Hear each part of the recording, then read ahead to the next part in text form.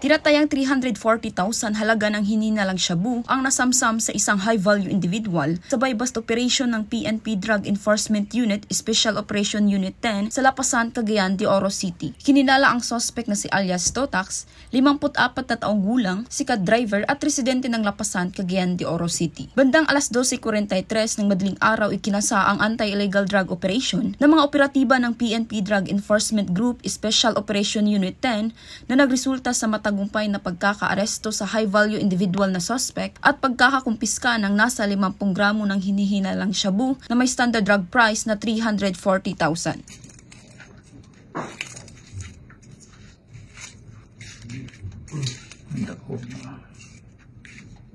Sa mas pinalakas na kampanya ng Police Regional Office 10 laban sa illegal na droga, kami po ay nananawagan ng suporta at kooperasyon ng ating mamamayan. Kung meron po silang nalalaman ng mga tao na nagbebenta, gumagamit ng illegal na droga, to report it immediately sa ating mga nearest police station o tumawag sa ating hotline number, even dito sa Police Regional Office 10. Makamit na po natin yung drug-free community dito sa Northern Mindanao. Kasi po ang inyong kapulisan, hindi po tayo titigil hanggat hindi po natin na-aresto yung mga taong may kinalaman sa proliferation ng illegal drugs dito sa Northern Mindanao. Naharap ang high-value individual na suspect sa kasong paglabag sa RA 9165 o Comprehensive Dangerous Drugs Act of 2002.